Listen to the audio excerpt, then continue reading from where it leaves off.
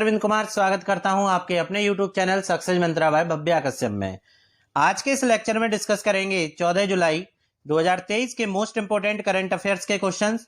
तो आप इस पूरे लेक्चर को बड़े ही ध्यानपूर्वक लास्ट तक जरूर देखिएगा।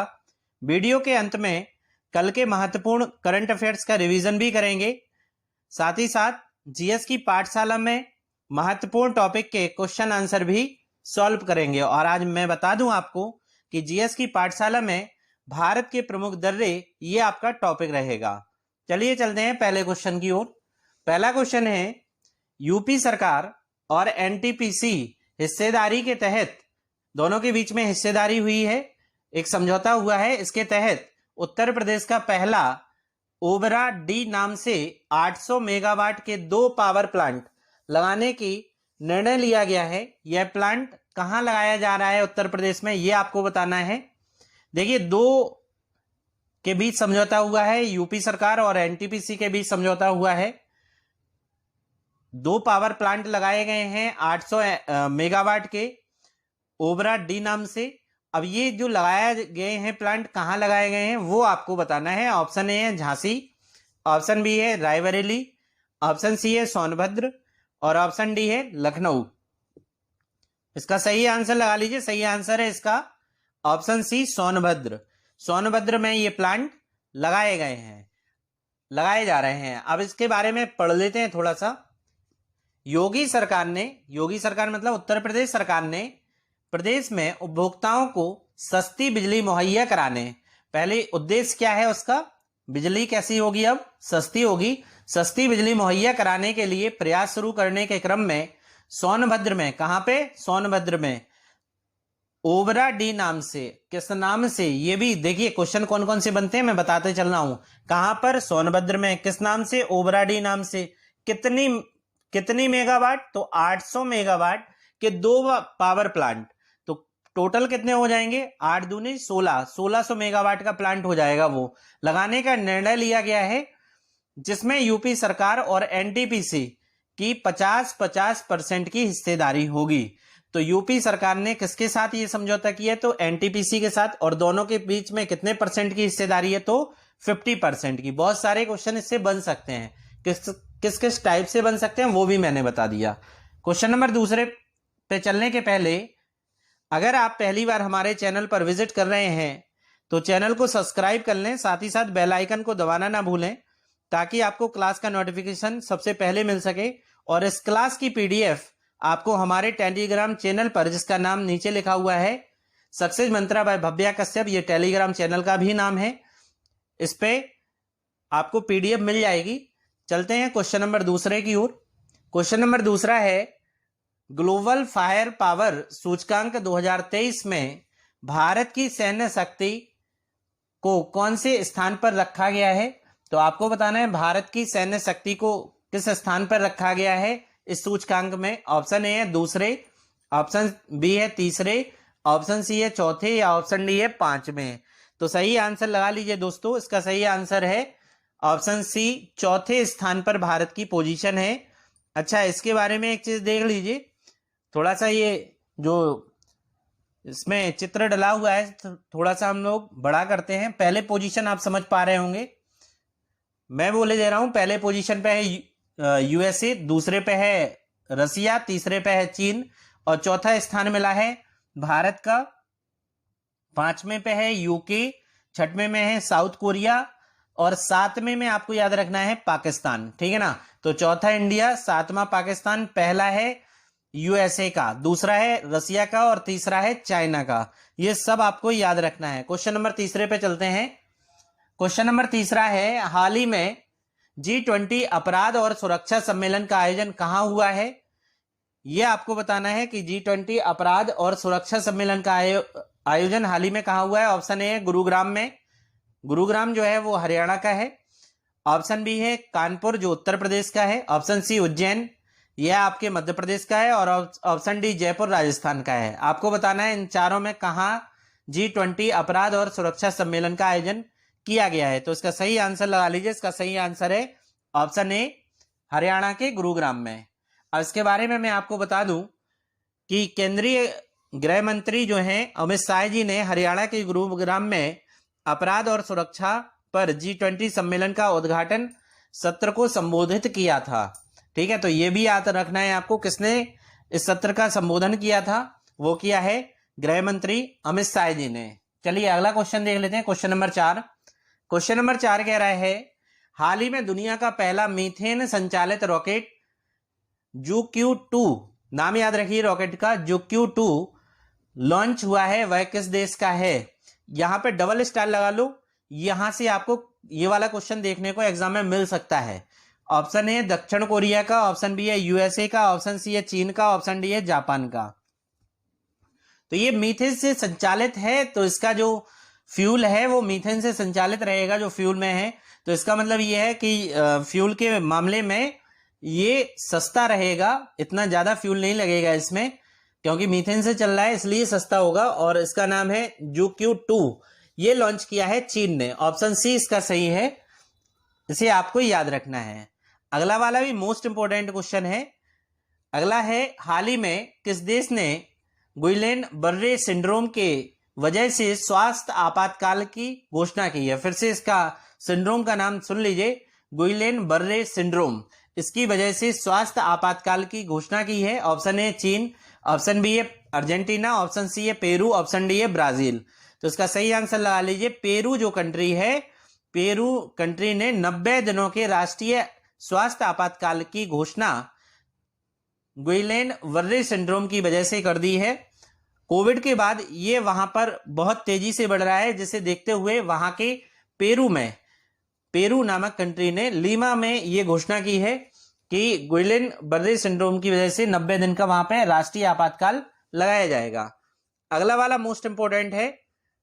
अगला वाला है हाल ही में किसने सुसाइड ड्रोन कामिकेज का विकास किया है? कामिकेज आपको याद रखना है ये क्या है, तो एक सुसाइड ड्रोन है, इसका विकास किसने किया है? ऑप्शन ए है IIT मद्रास ने, ऑप्शन बी है IIT कानपुर ने, ऑप्शन सी है IIT खड़गपुर ने, और ऑप्शन डी IIT मुंबई ने। तो सही है, इसका आंसर लगा लो दोस्तों, इसका सही आंसर है आपका IIT कानपुर ने। IIT कानपुर ने सुसाइड ड्रोन कामिकेज का विकास किया है, इसके बारे में पढ़ लेते हैं थोड़ा सा।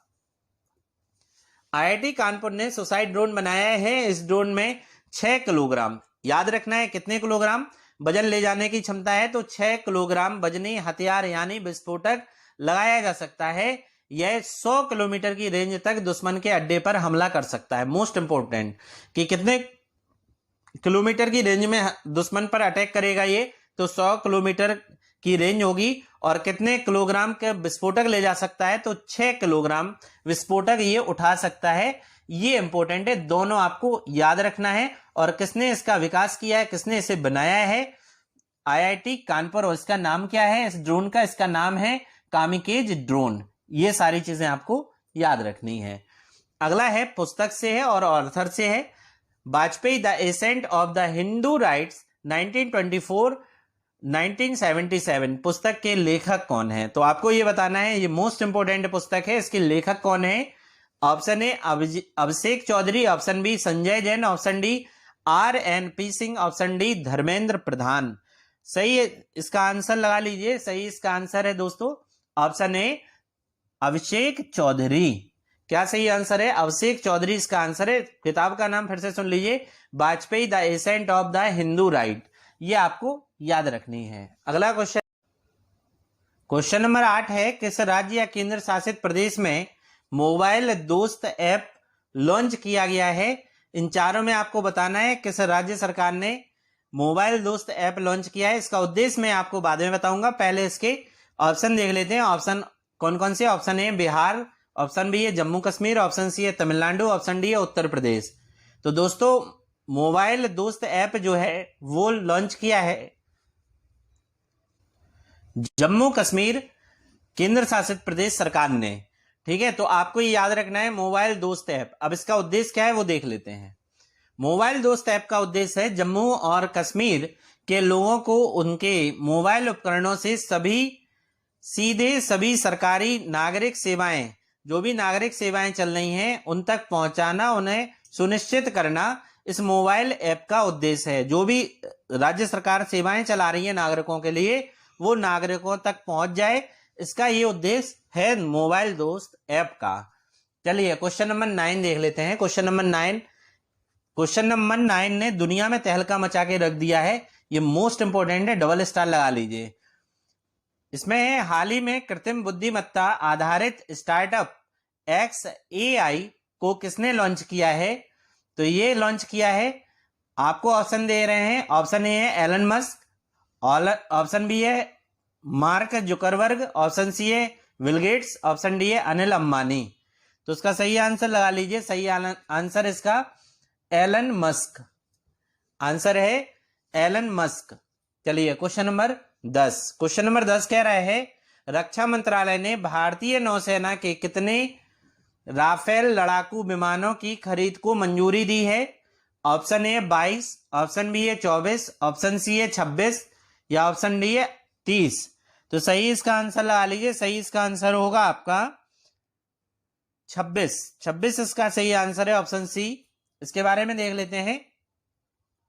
रक्षा मंत्रालय ने हाल ही में भारतीय नौसेना के लिए 26 राफेल लड़ाकू विमान हाल ही में लॉन्च किए हैं। साथ ही साथ उनकी खरीद के लिए मंजूरी दी है, और साथ ही साथ 3 स्कॉर्पियन पनडुब्बी, ये भी याद रखना है, 26 राफेल लड़ाकू विमान और 3 स्कॉर्पियन पनडुब्बी खरीदने को मंजूरी दी है। किसने? तो रक्षा मंत्रालय ने इन्हें मंजूरी दी है, जो भारतीय नौसेना के लिए रहेंगे।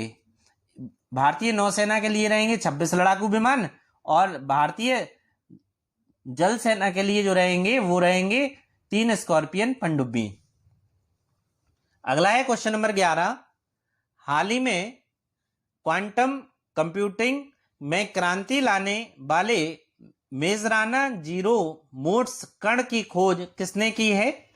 तो पहले से याद कर लो, ये क्या है? मेजराना जीरो मोड्स, ये इस कण की खोज किसने की है? Option A Google, option B है टेस्ला, ऑप्शन सी है अमेजन, ऑप्शन डी है माइक्रोसॉफ्ट। तो इसका सही आंसर लगा लीजिए। यह है सही आंसर इसका, ऑप्शन डी माइक्रोसॉफ्ट। इसके बारे में देख लीजिए। मेजराना जीरो मोड क्या है? तो मेजराना जीरो मोड ऐसा कण है जिसका उपयोग टोपोलॉजिक क्वांटम कंप्यूटर में कैविट के रूप में किया जा सकता है। ये कण गैर एवेलियन आंकड़े प्रदर्शित करते हैं और अपने पास मौजूद जानकारी को खोने के प्रति प्रतिरोधी होते हैं। चलिए अगला क्वेश्चन देख लेते हैं। क्वेश्चन नंबर 12, ये भी मोस्ट इंपोर्टेंट क्वेश्चन है। आज के जितने क्वेश्चन थे सभी अच्छे क्वेश्चन थे। हाल ही में किस ग्रह के वायुमंडल में फॉस्फीन की खोज की गई है? तो किस ग्रह के वायुमंडल में फॉस्फीन की खोज की गई है? ऑप्शन ए है बुध, ऑप्शन बी है शुक्र, ऑप्शन सी है अरुण, ऑप्शन डी है मंगल। तो इसका सही आंसर लगा लीजिए। इसका सही आंसर है ऑप्शन बी शुक्र। शुक्र के वायुमंडल में फॉस्फीन की खोज की गई है, फॉस्फीन गैस की खोज की गई है। और शुक्र को पृथ्वी की बहन भी कहा जाता है। भोर का तारा, सांझ का तारा भी शुक्र को कहा जाता है। विद्यार्थियों, जो भी विद्यार्थी पहली बार चैनल को देख रहा है वो चैनल को सब्सक्राइब कर लें। साथ ही साथ आप लोग कमेंट बॉक्स में कमेंट जरूर किया करें, वीडियो को लाइक भी जरूर किया करें।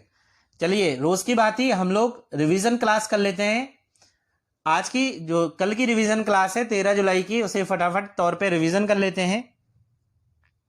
पहला है अंतरराष्ट्रीय मलाला दिवस कब मनाया जाता है? ऑप्शन आप 4 देख सकते हैं, पॉज करके आप अपना आंसर लगा लीजिए, फिर मेरा आप आंसर सुन लीजिए। तो सही आंसर है 12 जुलाई। 12 जुलाई को अंतरराष्ट्रीय मलाला दिवस के रूप में मनाया जाता है। क्वेश्चन नंबर दूसरा है, क्वेश्चन नंबर दूसरा कह रहा है ICC player of the month, और मंथ कौन सा? जून 2023, कौन बने हैं? ऑप्शन ए सूर्य कुमार यादव, और ऑप्शन बी में था बानिंदु हसरंगा, ऑप्शन सी में था एस्ले गार्डनर, और ऑप्शन डी में था बी और सी दोनों। तो आंसर डी सही था, बी और सी दोनों।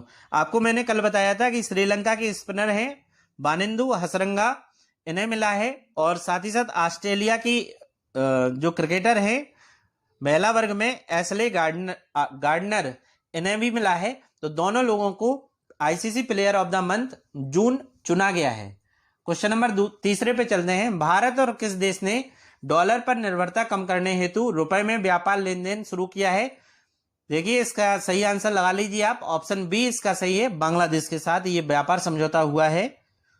अगला क्वेश्चन है, भारत की पहली क्षेत्रीय एआई न्यूज एंकर का नाम क्या है? तो एआई का मतलब है आर्टिफिशियल न्यूज एंकर जो है उनका नाम क्या है? ऑप्शन आप चारों देख लीजिए, पॉज कर लीजिए, आंसर तसल्ली से लगा लीजिए, फिर मेरा आंसर सुन लीजिए। सही आंसर है इसका ऑप्शन ए लिसा। ये आर्टिफिशियल एंकर हैं, न्यूज एंकर हैं।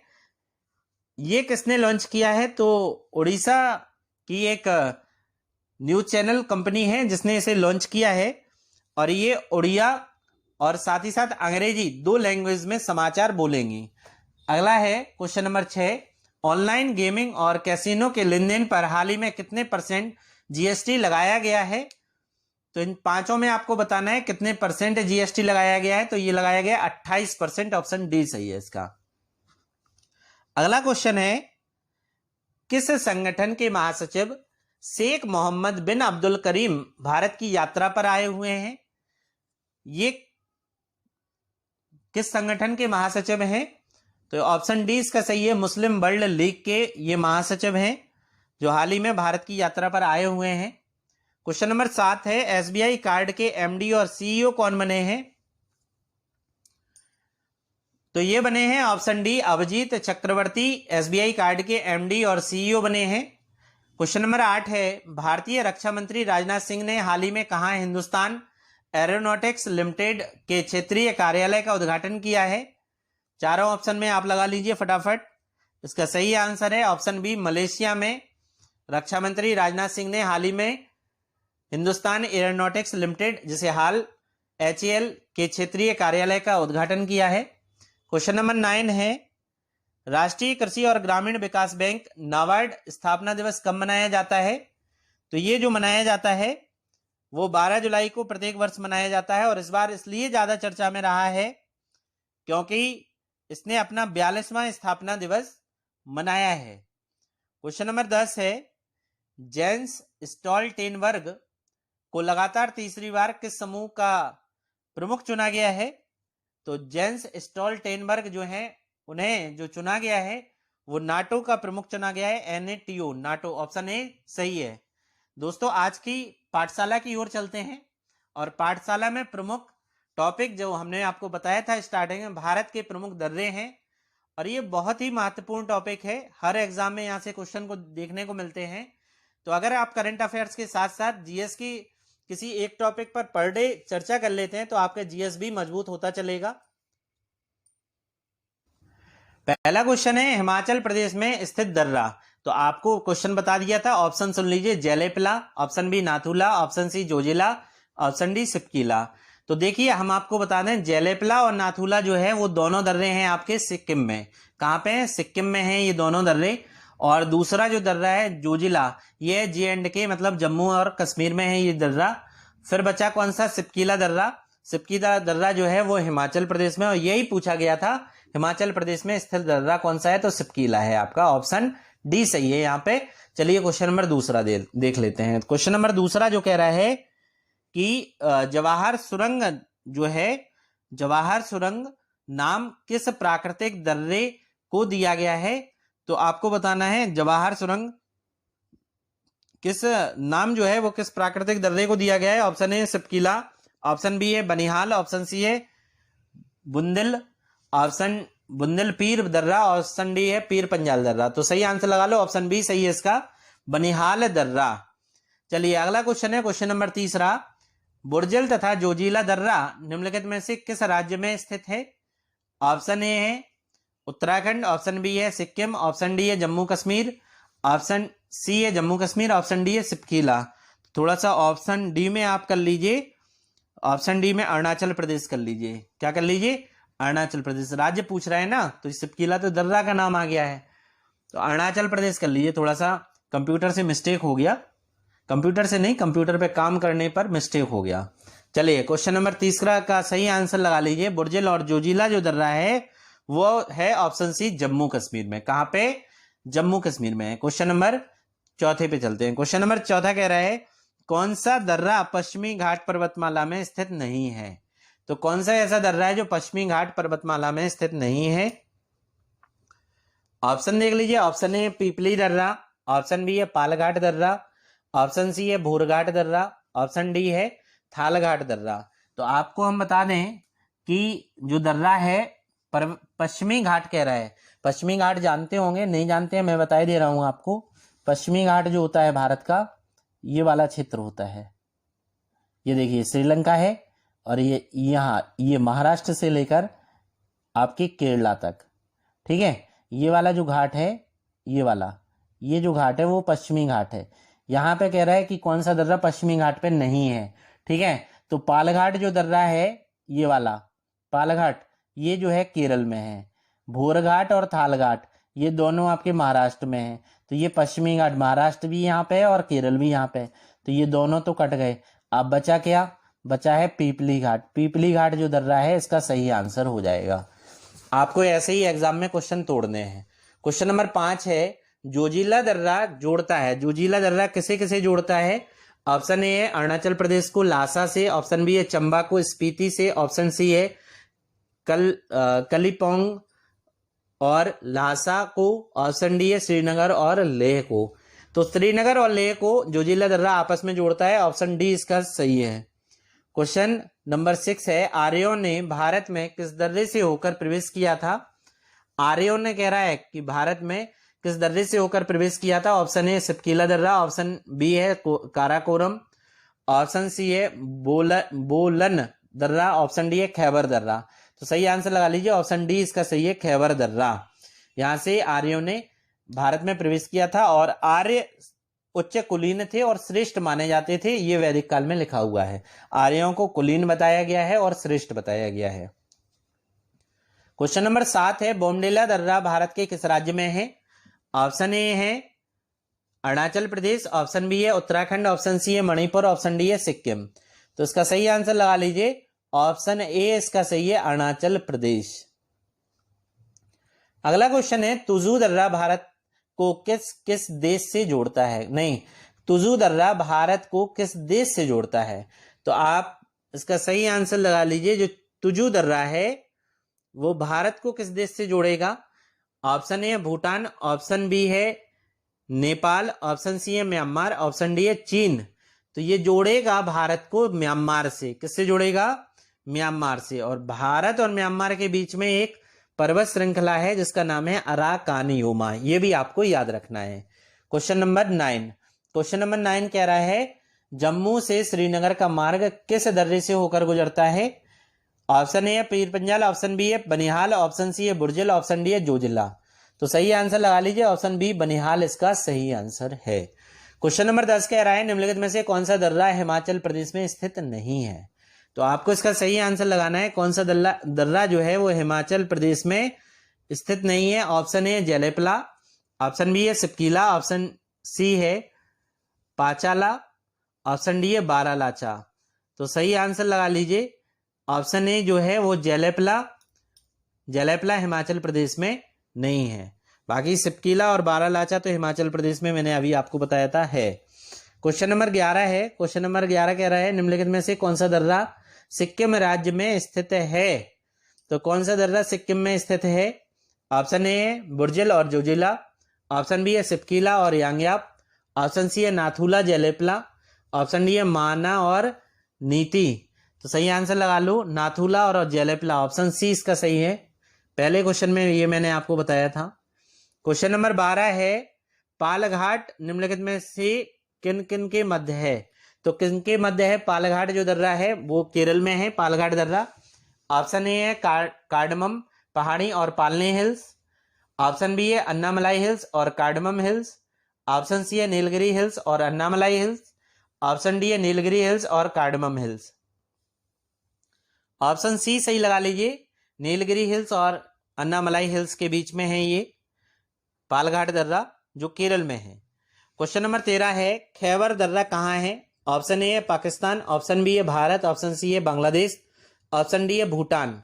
तो खैबर दर्रा सही आंसर लगा लीजिए, पाकिस्तान में है। क्वेश्चन नंबर 14 कह रहा है पीपली घाट दर्रा पीपली घाट दर्रा किस पर्वतीय भाग में है? पीपली घाट दर्रा कह रहा है ऑप्शन ए है अरावली, ऑप्शन बी है विंध्याचल, ऑप्शन सी है पूर्वी घाट, ऑप्शन डी है पश्चिमी घाट। तो इसका सही आंसर लगा लीजिएगा, पीपली घाट दर्रा जो है वो अरावली पर्वतीय भाग में स्थित है। और पीपली जो घाट दर्रा है तो ये राजस्थान में होगा, क्योंकि अरावली का विस्तार राजस्थान से लेकर दिल्ली में है। राजस्थान में इसका विस्तार सर्वाधिक है। अरावली की सर्वोच्च चोटी है गुरु शिखर, माउंट आबू भी यहाँ पर स्थित है। चलिए क्वेश्चन नंबर 15। क्वेश्चन नंबर 15 कह रहा है निम्नलिखित में से कौन सा सम्मिलित नहीं है? आपको सम्मिलित बताना है, सब इनमें से कौन सा सम्मिलित नहीं है वो आपको बताना है। पालघाट दर्रा केरल में है, सही सम्मिलित है, कर लीजिए टिक, सही है ये तो। दूसरा है रोहतांग दर्रा हिमाचल प्रदेश में, ये भी सही है। तीसरा है नाथुला दर्रा अरुणाचल प्रदेश, ये गलत है क्योंकि नाथुला दर्रा सिक्किम में है। कहाँ पे है? सिक्किम में है।